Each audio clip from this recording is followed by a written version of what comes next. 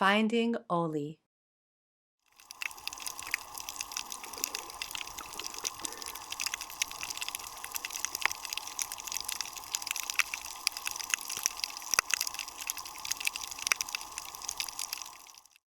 A true love story about a critically endangered hawksbill sea turtle. Written by Marjorie Tyler. Read by Kristina Mekdeci. Are you going to Big Beach tomorrow to look for turtles' nests? Anita asked. Her mother took a last sip of coffee and looked up from her morning paper. You know I go every Tuesday morning. Oh, please, Mama, Anita begged. Please, can I come with you? I'm almost 5 years old. Her mother paused as she carried the breakfast dishes to the sink. Yes, Anita, she replied with a smile. I think this year you are ready to join Dawn Patrol. Really? Oh, Mama? Anita wrapped her small arms around her mother's waist and then twirled around the kitchen in a dance of joy. Early the next morning, Anita and her mother set out through the deep woods that lay between their home and the beach. They heard the loud thunder of the waves crashing on the sand. Anita wondered how a turtle could brave such powerful waves, crawl up out of the sea, and across the wide beach to find a safe nesting place among the sand dunes. As they came out of the woods, they had their first view of Big Beach and the brilliant blue ocean beyond. Anita's mother stopped suddenly, and Anita looked up in surprise. Look, Anita, do you see those markings in the sand? She asked, and pointed toward the water.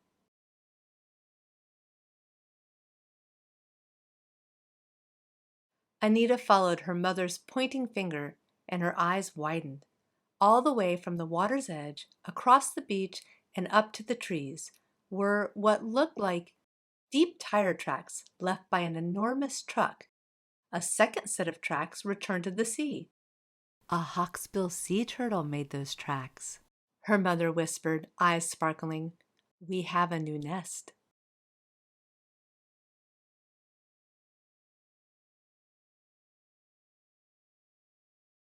A mother turtle had returned during the night to this beach, where she had been born maybe 25 years before. She chose a cool place covered by the shade of the giant kiawe trees, far enough away from the changing tides that the nest would stay safe and dry. With her powerful flippers, she dug through 2 feet of sand to lay her soft-shelled eggs. They would hatch in about 60 days. Anita skipped happily over the sand. Her mother made a careful note of just where the turtle's nest lay. You have been my good luck charm today, Anita, she exclaimed, drawing Anita into a warm hug. They finished walking the rest of the beach to make sure there weren't more tracks, which was highly unlikely since hawksbills' nests are rare. They were lucky the turtle chose last night to lay her eggs so Anita and her mother could discover the tracks from the first nest of the season today. All the way home, they talked about turtles, turtles, turtles.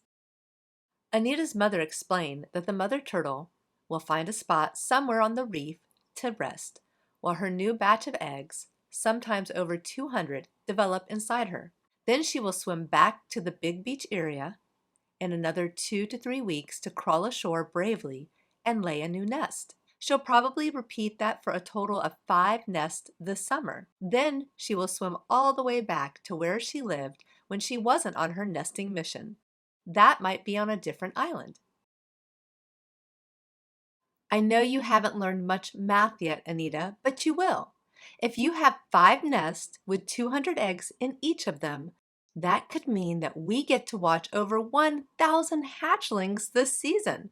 Anita was just so excited to get to see one hatchling. 2 months sure was a long time to wait.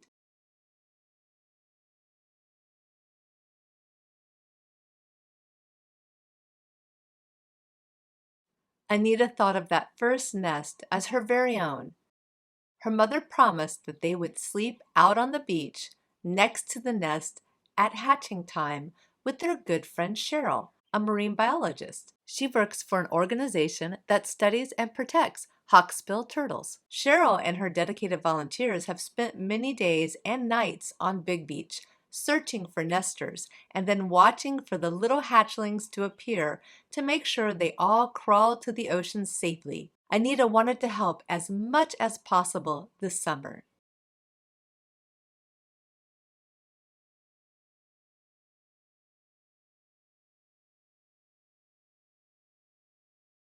What do you call someone who knows about turtles? Anita asked. She was sitting on the couch with her father. He was reading the newspaper, and she was looking at her favorite book of pictures of sea creatures.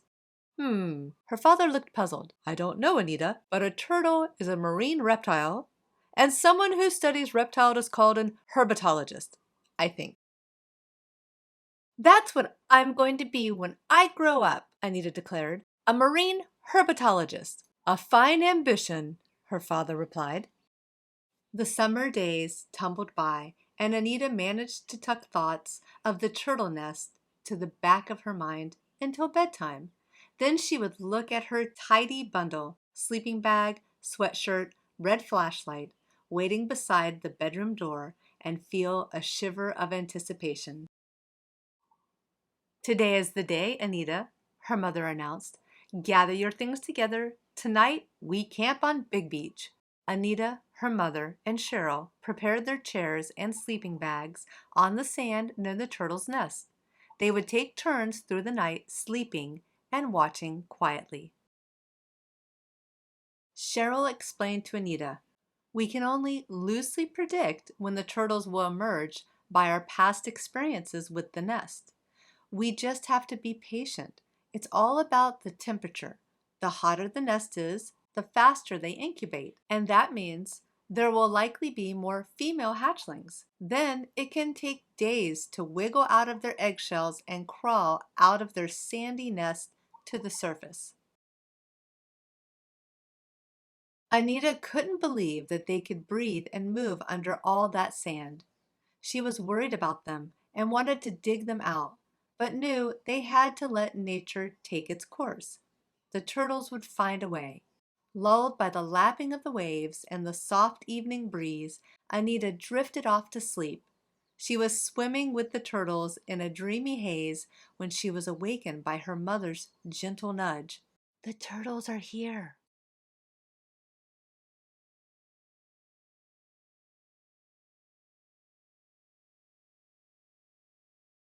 Anita sat up and rubbed her eyes.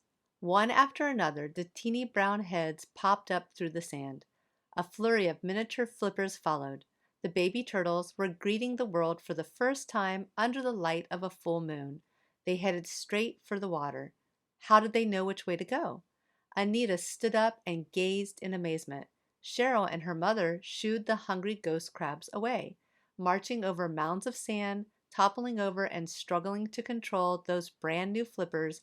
They reached the waves and were swept into their new watery world. Anita had fallen in love. She made a wish upon a star that night that she would find one of those special turtles again one day. Anita would have to become a good swimmer and learn to snorkel before she could begin her search for the turtles. She was in the water every chance she could get. She knew in her heart that her wish would someday come true. Her parents watched, amazed at how hard she was willing to work. For her 5th birthday, she received a wonderful present. Her parents gave her a special camera designed to take pictures both on land and underwater. Anita was thrilled. They also gave her a large scrapbook, and that very day she started a collection of ocean scenes and sea life. It became a beautiful book. She and her friends spent hours taking pictures of shells and other treasures on the beach. Her teacher was especially pleased when she brought the photographs to school for show and tell.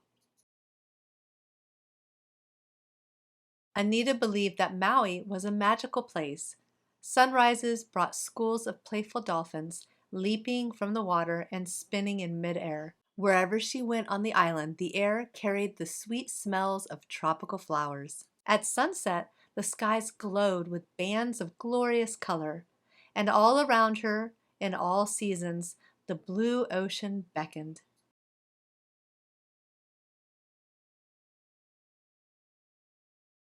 The whales came in the wintertime, swimming from the cold waters of Alaska to the warm waters of Hawaii. Here, their babies were born. Anita watched the pods cruise through the waves. Sparkling fountains were tossed upward as the whales breathed through their blowholes. When she went snorkeling in whale season, she could hear the songs of the males from miles away, mooing, clicking, and cooing.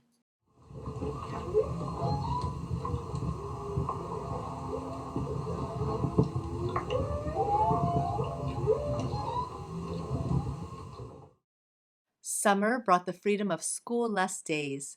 Then the ocean became her whole world, and she delighted in the beautiful, strange, and whimsical creatures she found there. The summer Anita was 10 would prove to be the most eventful summer of her life. She had become a strong swimmer and now snorkeled out to the farthest reaches of the reef. She often went with her snorkel buddy, Auntie Miley, who loved the waters around Maui as much as Anita did. Sunlight slanting through the water lit up the reef in dazzling colors. They played peekaboo with the striped sergeant fish, followed schools of silvery, whiskered goatfish, watched the octopus change colors and the eels slide in and out of their caves. Together, they explored much of the reef near her home, and Anita shared with Auntie Miley her secret wish to find a hawksbill turtle. Big green turtles Honu were often eating seaweed close to the shore, but day after day, no hawksbill Honuea appeared.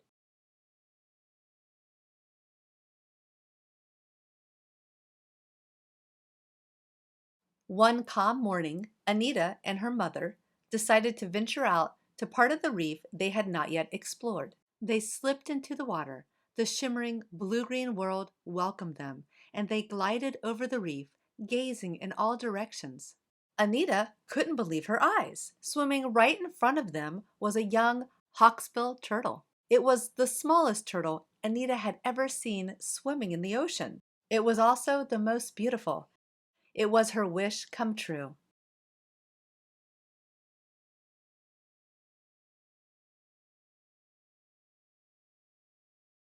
Anita wanted to shout for joy. She swam cautiously toward the turtle, and, to her delight, it turned to face her, as if to say, Aloha. Anita knew in her heart that they would be friends. The perfect name came to her. She would call her ʻOli, which means joy in Hawaiian. The turtle dove down to the ocean bottom and wedged herself under a ledge of coral to take a nap.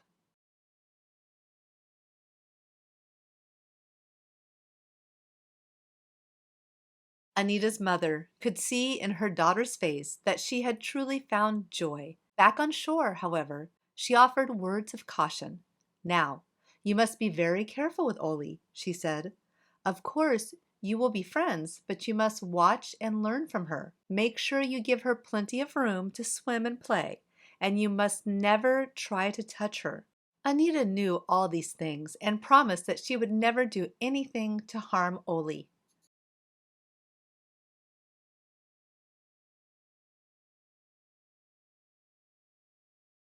She looked for ʻOli every day. When she woke up in the morning, her first thoughts were of ʻOli. She leapt out of bed, hoping always for clear weather and smooth waters. And most summer days, Anita did find ʻOli, close to her coral home, playing hide and seek with the big Honu. Sometimes Anita didn't have to look for her at all. ʻOli just appeared, gliding, dipping, drifting toward her.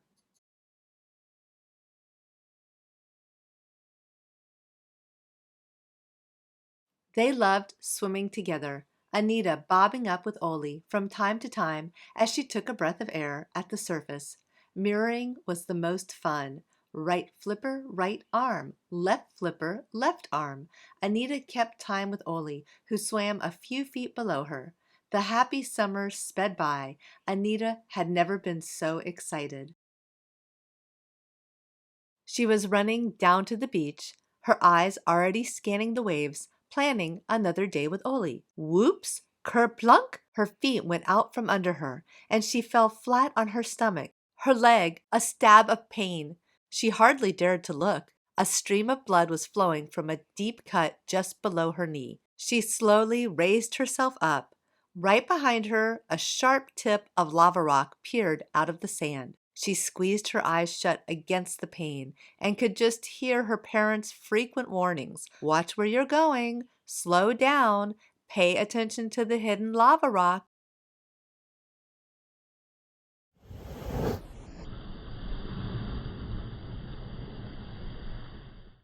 Anita hobbled home and called out to her mother. Anita, what on earth has happened to you? Her mother cried in alarm. Anita could hardly answer. One look at her daughter's face and the blood running down her leg, and her mother knew a trip to the emergency room was called for. She wrapped a clean towel around the cut, bundled Anita into the car, and off they sped. The ER doctors and nurses were kind and efficient. They quickly cleaned the wound and stitched it up. Anita was just feeling the beginning of relief when the terrible news came. You'll have to stay out of the water until this is completely healed, the doctor told her sternly. Ocean water contains bacteria that can cause serious infections. How long will that be? She asked in a small voice. I'm afraid it might be as long as a month, the doctor answered. She leaned against her mother and hid her face. A whole month without ʻOli? How would she bear it? It was a sad and silent ride home. Anita climbed out of the car and said, I'm going down to the beach. Her mother said nothing but let her go. Anita sat on the sand gazing out toward the reef, thinking of her friend. She decided to look for trash to clean up, which made her feel better since that would help all of her ocean friends.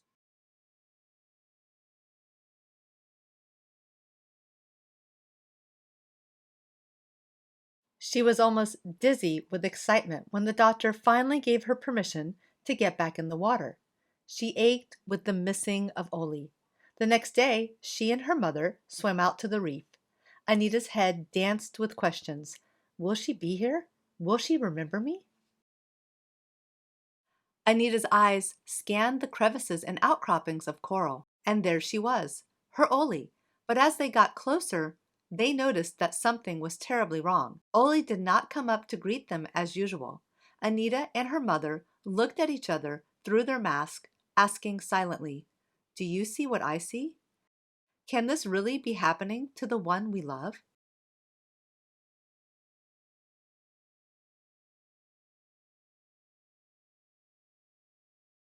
On the side of ʻOli's neck was a huge lump, almost as big as a golf ball. It was big enough to make it difficult for her to move her neck. What had happened?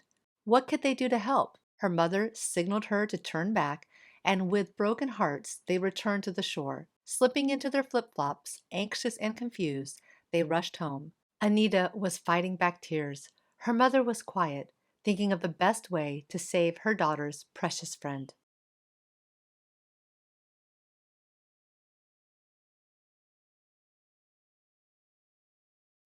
As soon as she walked in the door, Anita's mother was on the phone to Cheryl, hoping she would know what to do.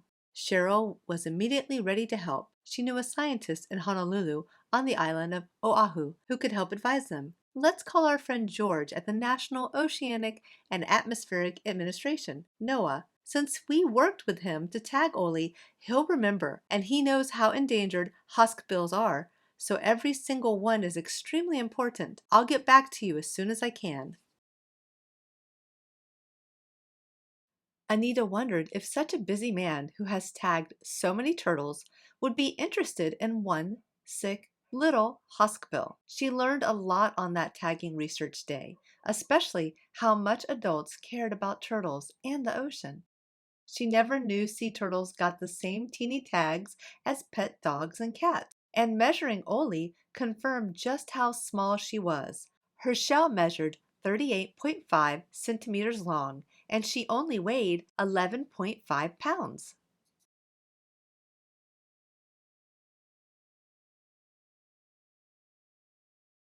To find out more about them, the biologist also caught some honu and two other hawksbills that day, who had the names MUI-11, the turtle formerly known as Prince, and MUI-15, Hope, who were much bigger than ʻOli. As Cheryl had explained before, George also told Anita that ʻOli was too small to tell whether it was a boy or a girl. They have to be an adult size, twice as big as ʻOli is now. But Anita always thought of ʻOli as a joyful girl. Her scientific number in Cheryl's photo ID database is MUI 27. Anita also remembered all the fishing line and hooks they cleaned up off the beach that day. Is this what happened to ʻOli's neck? Or was it something that ʻOli ate? Did she have a disease? Or what? There are so many dangers in the ocean, ʻOli has to survive every day. Would they ever know the truth?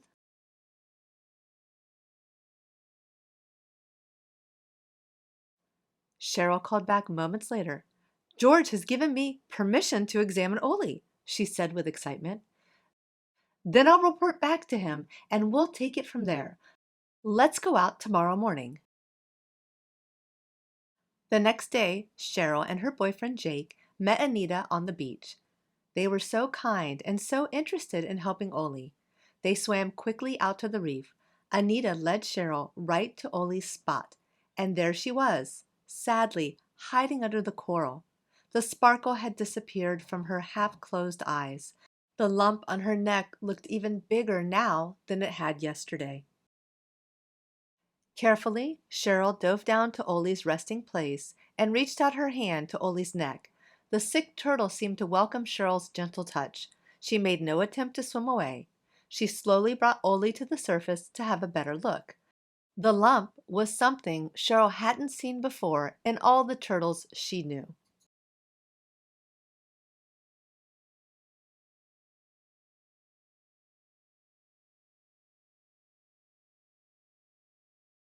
Back on shore, Cheryl contacted George and talked with him about what could be done.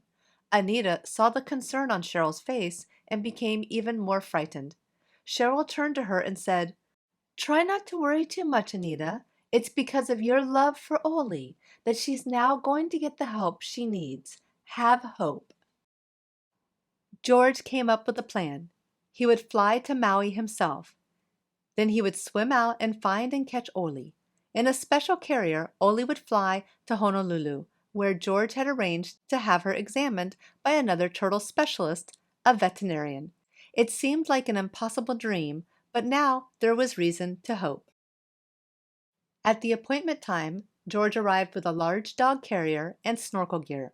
They had called on Auntie Miley and other friends to help in the search and rescue mission. The sea was treacherous that morning. Enormous waves churned, and the sand and visibility was near zero. "Oh, Anita," her mother said with a sigh of dismay, "I can't let you go out in this. You're not strong enough, and your leg is only just healed."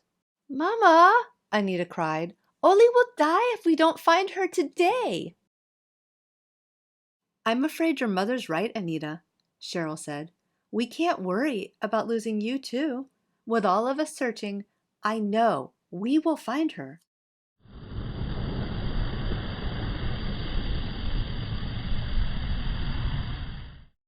Anita stood, looking down at her sandy feet, unwilling to yield. "Anita," Cheryl continued, "we're not only helping ʻOli. Countless other turtles may benefit from what the veterinarians learned from her. Your ʻOli is a very special sea turtle. We will find her." Anita's disappointment was eased somewhat by a swelling of pride. ʻOli had become the most cherished thing in her own life, and now ʻOli would be an important part of many other lives as well. "Let's go!" George called.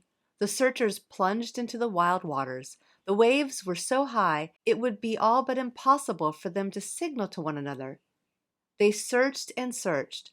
Precious time was passing, and hope was fading. Anita waited anxiously on the shore, feared that this one chance for ʻOli's rescue would fail.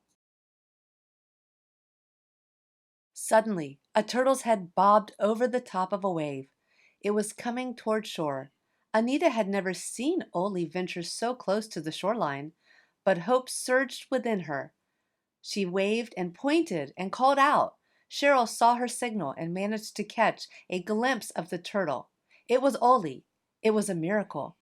ʻOli was making it easy for her rescuers, as if she understood that they had come to help her. George also saw the turtle and swam toward her. He reached through the murky water and felt for the back of ʻOli's shell. Wrapping his strong arms around ʻOli, he felt the frightened turtle nestle into his chest. Without a struggle, they swam to shore.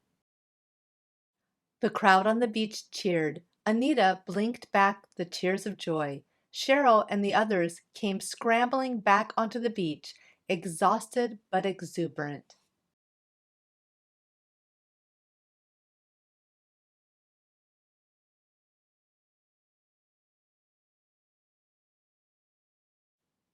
Not wanting to waste time, George carefully placed ʻOli in her carrier and thanked everyone on the beach. Anita tried to imagine what ʻOli must be feeling. Out of the water, all these strangers, locked in a cage. But things were happening so quickly. George had placed ʻOli in his car, and with a final wave, they were off to Kahului Airport and their flight to Honolulu.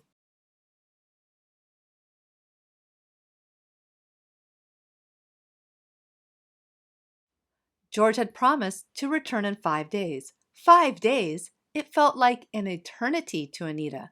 She tossed and turned in her bed all night. Nightmare visions swam before her eyes of a frightened little turtle, all alone, yearning for the water. Her worst fear was that she might never see ʻOli again. And then came the good news. George called to report the veterinarian's findings. ʻOli would be fine. She had a large abscess on her neck, which the doctors had drained. He placed her on antibiotics, and he expected her to fully recover. Anita felt a relief beyond words. But there was more thrilling news. Anita learned that ʻOli was probably around 6 years old. Anita had been almost 5 when she saw those first baby turtles leave their nest. Now she was almost 11, 6 years older. She was certain that ʻOli was one of those turtles she had seen march down to the ocean on that moonlit night. Her wish had come true. Tingling with excitement, Anita waited, straining to see the first sign of an approaching car. It had been 5 agonizing days. Her mother, Cheryl, and Jake stood with her. Cheryl smiled at Anita in her eagerness. Not long now, Anita. ʻOli will soon be home.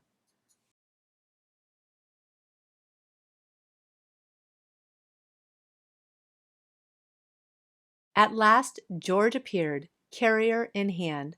Glynis, Steve, and Eston, with the United States Fish and Wildlife Service, USFWS, Dawn Patrol, were also there to help. Anita ran to greet her beloved turtle. ʻOli's neck was almost back to its normal size, but her shell looked so dry. Anita could hardly wait to see her return to the ocean where she belonged.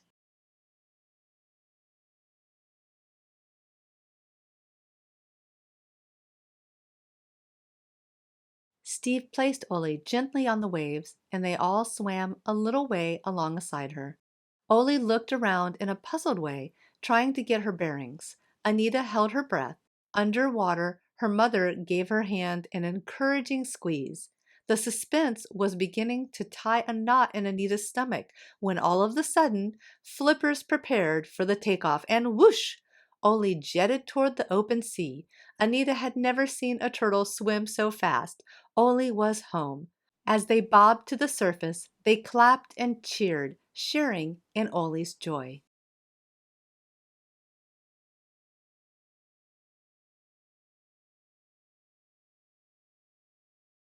Feeling the familiar waters embrace her body and soothe away the dry scales that covered her shell, ʻOli said her own turtle prayer of thanks. Her frightening adventure was fading like a troubled dream, but she had seen that the world was a much bigger place than she could have ever imagined, and she felt the wonder of it. ʻOli sped out into the sunlit waters, farther out than she had ever been before. A new, exciting life awaited her. Days passed. Anita returned again and again to the reef, but she could not find ʻOli. For the 100th time, she asked her mother, "Do you think ʻOli is okay? How will we know if she really survived?" "We just have to have faith and hope for the best," her mother replied, knowing that this was not the assurance Anita was hoping to hear.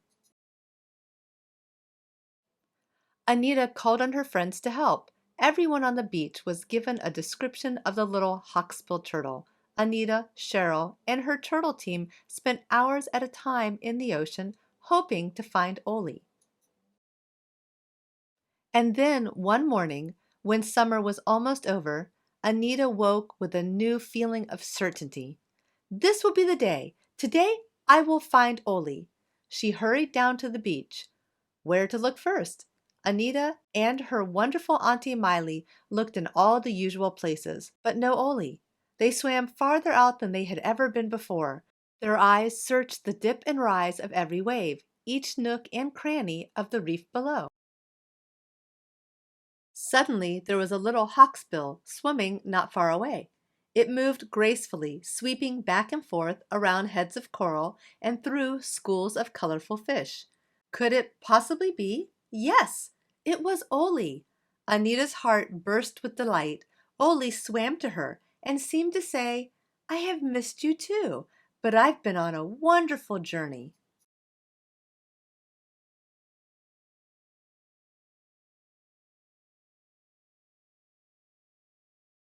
Epilogue. 15 years later, under the light of a full moon, a turtle named ʻOli is carried to shore on a gentle wave. She is returning to Big Beach on the island of Maui, where she was born, where her mother was born, where her babies will be born. With her powerful flippers, she makes her way across the sand to the shade of the kiawe trees, digs her nest, and lays her eggs. Then she covers the nest with sand and returns to the sea.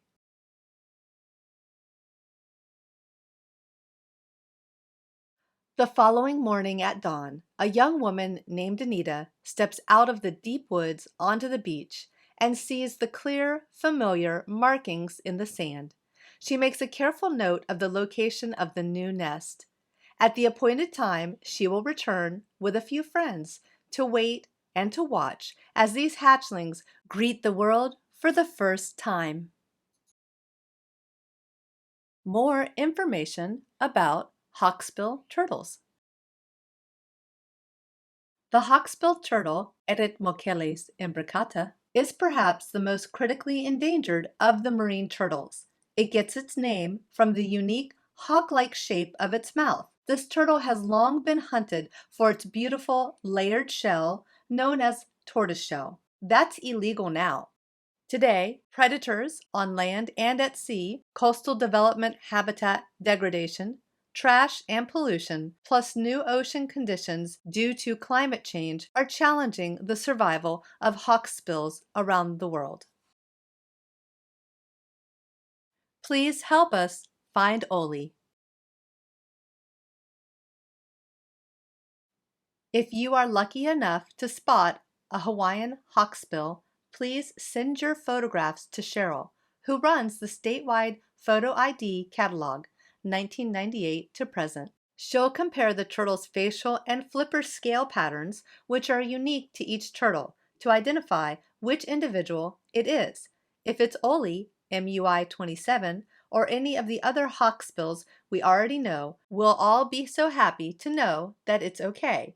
If it's a new turtle to the catalog, you get to choose a name for it. All of this information will add to our understanding of this critically endangered species and aid in its protection. To learn more and join our turtle team, please see www.hihawksbill.org.